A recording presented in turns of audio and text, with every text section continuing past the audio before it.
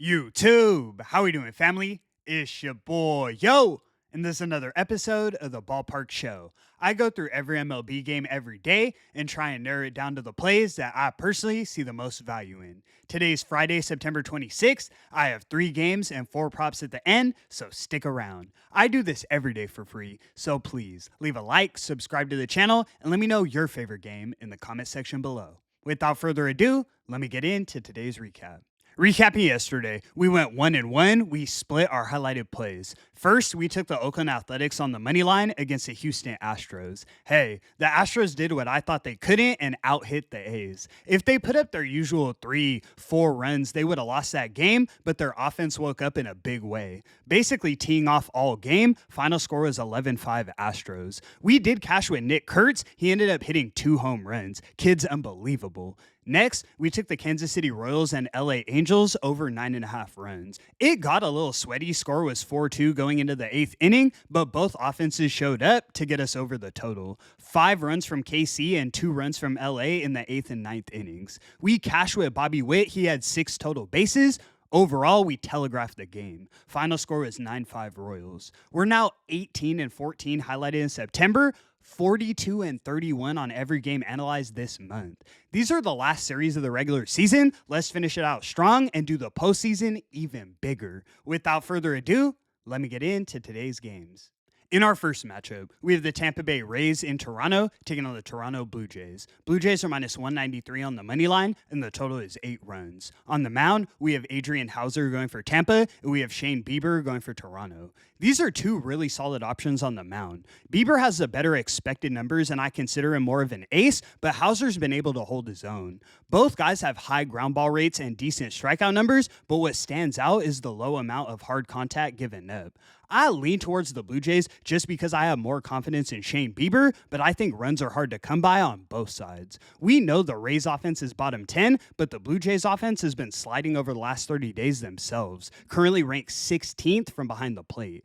Both teams have proficient bullpens, and I think we stay under this total. We're taking the Rays and Blue Jays under 8 runs as our first selection of the afternoon. Let's move.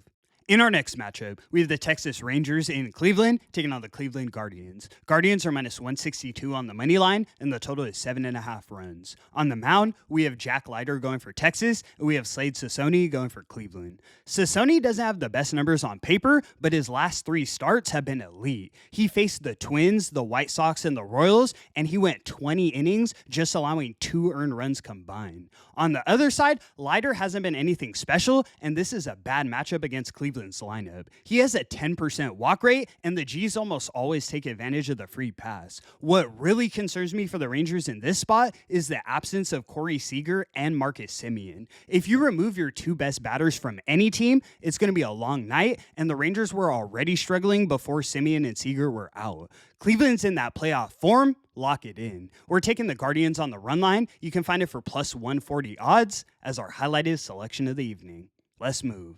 In our next matchup, we have the Arizona Diamondbacks in San Diego taking on the San Diego Padres. Padres are minus 139 on the money line, and the total is 7.5 runs. On the mound, we have Zach Gallen going for Arizona, and we have Yu Darvish going for San Diego. The Diamondbacks still have a chance at making the postseason, and I think we see them on go mode tonight. Darvish has decent expected numbers, but I don't see it when I look at his advanced metrics. Strikeouts are down. He's giving up hard contact. It hasn't looked good.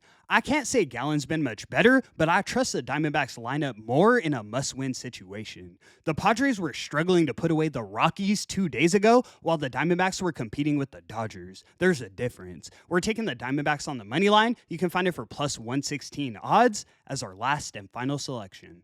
All right, guys, let me get into the props. 3-1 yesterday. We were 1 base away from the sweep. Let's keep the momentum rolling. First, we're taking Pete Crow Armstrong of the Chicago Cubs to get 2 or more bases. Wind's blowing out in Wrigley, and he's got a 3.5 OPS head-to-head against Michaelis. Next, we're taking James Wood of the Washington Nationals to get 2 or more bases. Kid's got 30 home runs as a rookie. This is a light matchup against Yandres Gomez. Next, we're taking Rhys Hoskins of the Milwaukee Brewers to get 2 or more bases. Behind O'Neal Cruz, this guy makes some of the most hard contact in the league. A 400 average and a 1.0 OPS against Littell. Lock it in. Last but definitely not least, we're taking Willy Adames of the San Francisco Giants to get 2 or more bases. I like the Giants in this game, and Willy's got Marquez's number. 2 home runs and a 1.3 OPS head-to-head. Love the matchup.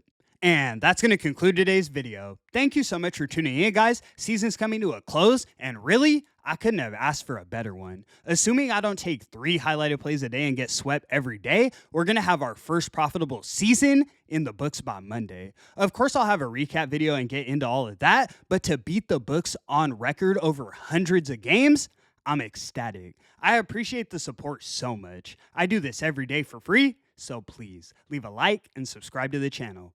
It's your boy, yo! And until the next one, I'ma catch y'all. Peace.